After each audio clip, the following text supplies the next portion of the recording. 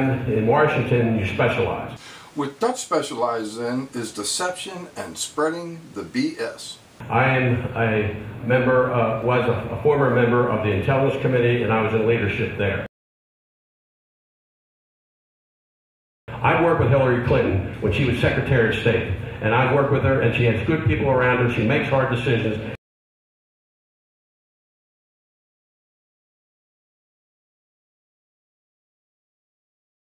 It's time for a change. It's time for Pat McDonough in Congress, 2nd District. Who's going to win on November 8th? Pat McDonough!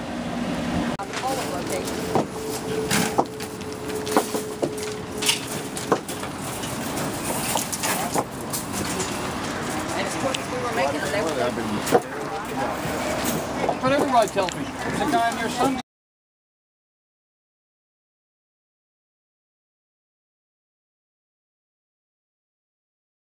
Pat McDonough and Dutch Ruppersberger squared off at a Howard County forum, and it was no surprise that Dutch blew more smoke that night than a steam locomotive rolling down the track at full throttle.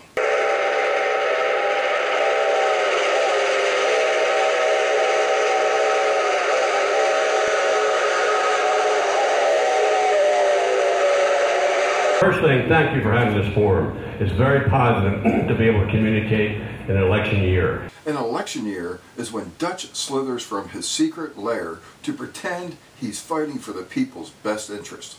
The first thing I want to talk about is how Howard County is such a great place to live, raise a family. You've got great communities, you have great schools. Right now, the current Board of Education and the community, we have no idea how much money it truly costs to run this school system, and that's a huge problem. It seems to me there needs to be an investigation. Secondly, I feel very strongly that when you're in politics, you're in the service business. I couldn't agree with you more, Dutch, but it all depends on who you're providing the services for. Since I have been a member of Congress in the last 14 years, we've opened up over 23,000 cases of constituent service. Okay, Dutch, you've opened over 23,000 constituent service cases. But more importantly, how many have you closed to your constituents' satisfaction? How do you feel about Dutch's constituent service? Well, I have called his office through the years countless number of times with the same complaint over and over and over.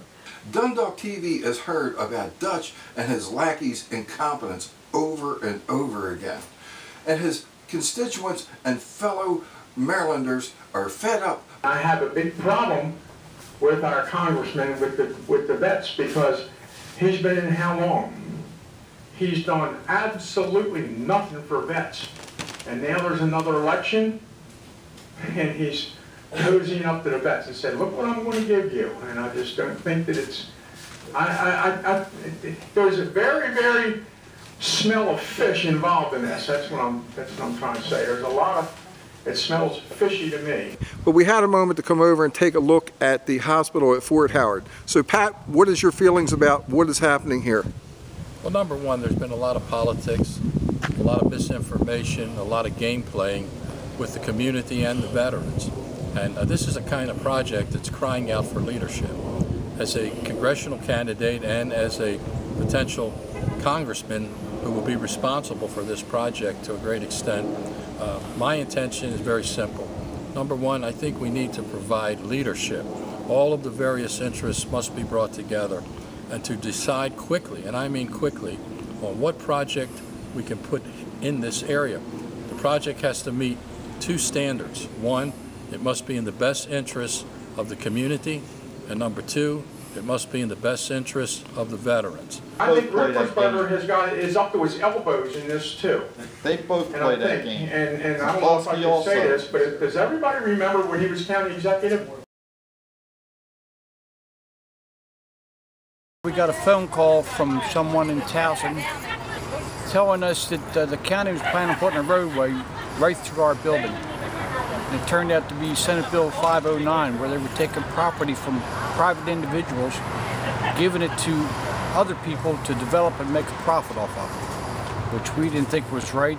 And me, my wife, a bunch of other people, got together, we started Senate Bill 509, the protest, and I believe everybody knows what happened there at Dutch. Probably his biggest defeat ever. So they were looking to take your livelihood away from you. They were taking everything away from us. What are you trying to do? He tried to take all that property from the people in Essex under eminent domain and give it to developers. And here he's involved with developers again. And not one person has looked into that. And I'm telling some of these people to start looking into the people that are involved in this and their backgrounds. There's some shady characters involved in this. I know 3 of them that's involved in some of this stuff, and one of them was involved in the savings and loan scandal with Jeffrey Levitt and a couple other ones. So I think they ought to start looking. And I'll match my team with anybody in the country. I have news for you, Dutch. I have 3 in Maryland. One is Larry Hogan. Secondly is former State Senator Norman Stone's constituent service. And thirdly is Pat McDonough, who has a hands-on approach and listens to the people. As far as how good they are, and I even think, Pat, you've acknowledged that my staff, at least in the district, is pretty good. Because you're only as good as your team, and that's important. I'm here to tell you, you and your team are a joke, Dutch. I reached out to you in 2012, and you gave me your constituent service numbers, and I gave them a call, and they gave me nothing but the runaround. I got 0 help. Then, later on that year, I run into your assistant, Mike Baker, at an event, and he's sitting at a table sharing how he was having a conversation with one of the constituents, and that during that conversation he was sitting there rubbing his face with his middle finger. He also said that he was pushing his glasses up with his middle finger, and he found this to be absolutely hysterical. I was totally taken by that, and also I felt like that could have been somewhat directed towards me.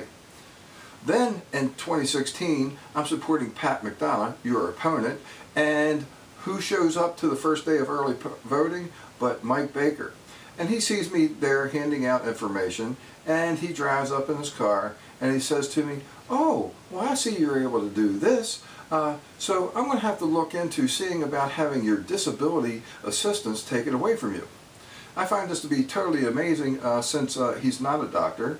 I didn't appreciate him trying to bully me or intimidate me, and I don't take this lightly. So I couldn't be any more upset about this, and I think that it is really low for anyone to try to go after someone with a disability like this. I'm actually a TBI survivor and advocate. So I advocate for the special needs community and to make sure that people don't suffer traumatic brain injuries. One brain injury occurs every 13 seconds in America, and I actually wanted your help on that, so you can imagine from 2012 until 2016 how many traumatic brain injuries have occurred during that time period. I am a tireless worker that is out there trying to make a difference, and you missed a big opportunity when I reached out to you, and this just goes to show what kind of organization you run. And I can't wait for Pat McDonough to be our next congressman, because actually when I spoke to him, he actually listened and he wants to help. Same thing with Larry Hogan, and I got great response back from Senator Stone's office, from Fred Thies, as well as from Michael Lurie. So Dutch, it's time to go, and I can't wait until Pat McDonough is our next congressman.